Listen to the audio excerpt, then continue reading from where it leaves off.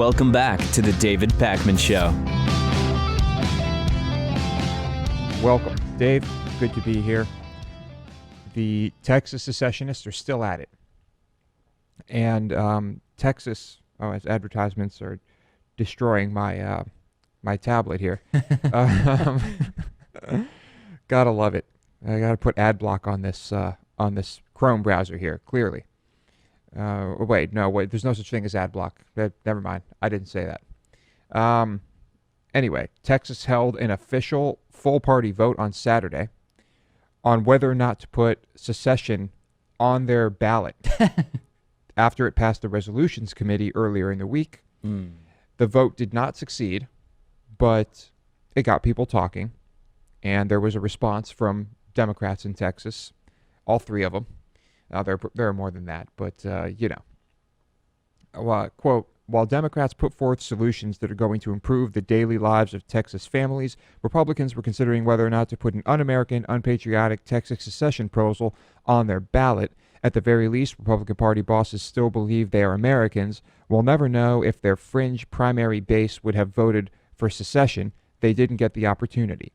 What remains clear is that the Tea Party has taken over the Republican Party. Every hardworking Texan should be worried that fringe issues are now the hot topic in the same party that controls state government. Rest in peace, GOP. It's incredible that there are politicians who take this idea seriously. Right. And I know that Texas has oil, right? And there's a lot of industry in Texas. But while the oil industry would probably remain after a secession, even though a secession is illegal, let's just, get into the hypothetical stuff here. Yeah, but at the same time, if you leave the country, who cares if you broke that country's laws because you're not in the country anymore? But obviously what you're saying is they wouldn't really be able to just leave the country. Right. The federal government would not allow that to happen. Yeah. And would not allow that to happen to the people that are in that state who don't want to secede. Right. Because the federal government still has a duty to protect the people within all 50 states. Right. Because believe me, if Texas secedes and you live in Texas, you're fucked. I cannot think realistically when you think about it, what tech business would have any type of headquarters or anything in Texas. Facebook has a huge office there. Imagine if Facebook... Okay, everyone is in Texas. You have Facebook, you have Google, NEC you have Dell, has a big office you there. have National Instruments, you have so many tech companies. Yeah. Would any of them stay in Texas after secession? We don't want to be doing business in the U.S. We're going to do business in the Republic of Texas now. Yeah, it's not going to happen. I mean, it's just ludicrous to think of. Yeah. And then there will be no tax income except for the oil industry. Right. And, well, they don't pay taxes. So it would be a bad situation. Not to mention some of the federal subsidies that those companies do get are, as I mentioned, federal, which they would also stop getting if the Texas were to secede. Imagine that if the federal government was the government of Texas. Whoa. Imagine Rick Perry as president of your country. Wow. Yeah, my God. Anyway, it's incredible that they're still going at it. This is what they want to spend their time on. Have at it, Haas. God help the people of Texas. Dave, it has been a long time coming. Since 2007, actually. This is a clip that we have played and discussed many times. It was the Miss Teen USA clip where she's asked a question about American children not being able to identify the country on a map. Responding that some countries don't have maps. The response was incoherent and insane and crazy, and it went viral. David went completely viral. We talked about it. Everyone talked about it. Everyone had a good chuckle. Yeah.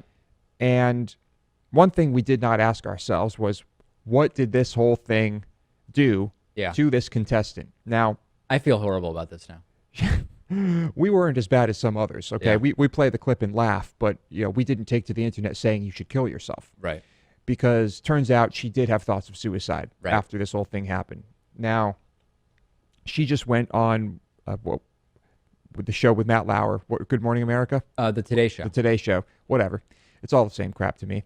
I don't watch any of it. And they had her on, and she explained the situation.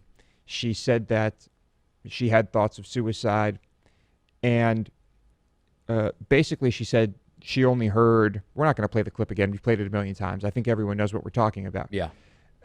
She said that she was kind of just in shock, and she only heard a few of the key words in the question, and just didn't know how to answer it, was kind of lost in the moment. Right. And that's what happened. So I guess we have to take her at her word. Yeah. And I do feel bad that this was the result. I mean, imagine if she killed herself because of all of this. I know. And it's, the clip is so funny. It is one of the best clips when you start hearing some people don't have maps such as the Iraq. I mean, you couldn't script something funnier than that. And then now that we know that the reaction online led her to consider killing herself, should we never play that clip again? I mean, the clip is so funny, but I know that now that it was clearly so traumatic for her, is it inappropriate for us to ever play that clip? I don't know. Well, I don't know. She seems over it now. Yeah. She said that her close friends and family were very helpful, but that people she was friendly with apparently no longer associated with her after this whole thing. And it just seems like it was pretty brutal. Yeah. And there have been other videos or things that leak online, and people are so embarrassed by them that I believe they have committed suicide. This was maybe the worst one of them all, and she did not commit suicide, luckily. But she seems like a nice lady, and absolutely, I do wish her the best. But yes, and there was a commercial recently that parodied her a bit. Oh, I didn't see that. With this woman in one of those outfits, looking like a contestant in a beauty pageant, who's in a construction vehicle, a large plow, or not a. It's like a, I don't know, bulldozer or something like that. Yeah, heavy equipment. Some guy who's in construction garb, looking at her and say, "Miss, what are you doing?" Or "Who are you?" And she just goes on an incoherent rant and says something like, "Yes, I can do this," and starts operating the thing. It clearly was, a reference. It was a reference. And anyway, I'm glad it's behind her. Okay, Dave, this story is a great one. I want to talk to you about this. I sent it to you. You sent it to me, and I read this article. And it's a writer who is calling bullshit on the modern cocktail. Modern is in quotes. And it's he wrote this article. It's on Esquire, written by Sam Parker, December 2015. Now he brings up some great points, which I agree with, and a few things that I disagree with. So we're going to get into it. The modern cocktail, of course, is what you'll find in all these swanky hipster joints. Mixology has had a resurgence, and there are all sorts of crazy things happening with cocktails. Yeah, as you know. Now, this is some pretty brutal stuff in here when it comes to modern cocktails. This is coming to us from Britain. And the article says, British cities are awash with bars and restaurants, worst of all, pop-ups promising menus of new and exclusive drinks that are invariably the, quote, brainchild of their, quote, resident mixologist. In other words, they have been made up, often in the past 6 months. What happens when you visit one of these places? You show up and you're presented with a slim leather-bound book with a list of drinks, either 6 or 60 entries in length, never anything in between. It's pretty accurate so far. Yeah. All of them have ridiculous names that sound like prog rock albums from the 1970s, and all include a list of ingredients so numerous and obscure your brain is no more capable of projecting how they might taste than it is of advanced algebra. Stumped and increasingly anxious, you either pick one based on some vague preference for the name, like it's the Grand National, or ask the waiter for their recommendation, who dutifully points at random and says this one is quite nice. Some 15 to 20 minutes later, when the thing finally arrives, you discover your Waterloo Lily, Caravan 72, or Brain Salad Surgery. I guess Caravan 72 is that the name of a bar? Of a drink, I assume.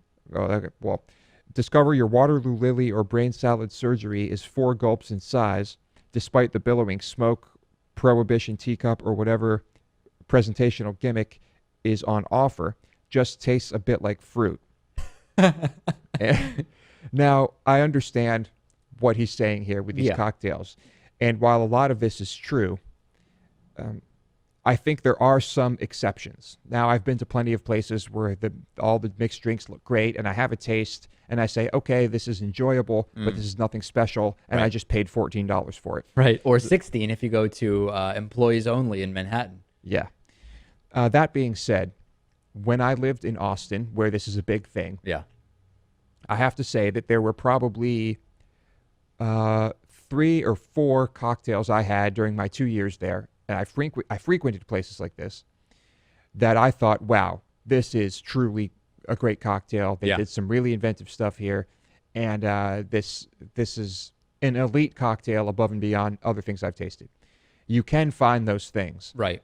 but I think they are very hard to find. I also think that my preference is like when you go to a place and they bring you the drink menu. And I was recently at a place where their signature cocktail is bright blue. I mean, a natural blue. It's like a blue slushy color, and it's blueberry vodka with blueberry syrup, and they say it has mint, but it's not really mint. It's a syrup made from sugar water steeped with mint, so it's like insanely sweet. I'm not into that stuff, but the more traditional cocktails, really well made, I am super into. When I lived in Brooklyn, I was lucky enough to be 10 minutes from 2 of the best cocktail bars in the world, which are Employees Only and Clover Club. And I would typically get the more common cocktails. The Moscow Mule, common drink. It could be made well, it might not be made well. The Bee's Knees, which I forget, I think it's gin, honey, and lemon, for example. Super simple. And I was into those, and I thought it was great. The places were great, and the whole thing. But yeah, when you look and you see that there's distressed peach extract combined with roasted rosemary, which has then been pickled in its own who knows what.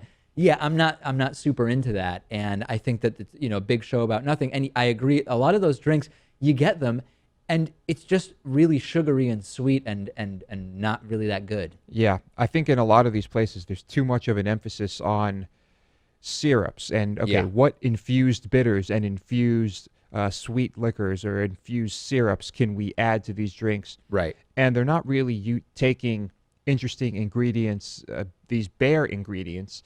They're trying to use them in other ways. And Right. What I am into is, for example, using cucumber now is becoming a thing. In the same way that you see hotels with like their little glass thing of cucumber water, using cucumber in mixed drinks. I'm into that. That I like. Yeah. Using basil in drinks. Okay, you wouldn't really think of basil as something in a cocktail, although there are historically some cocktails that It's use good. basil. I think that's great. Yeah. But we've got marshmallow syrup in here, and it basically tastes like popcorn. Yeah, that's not for me at all. Yeah.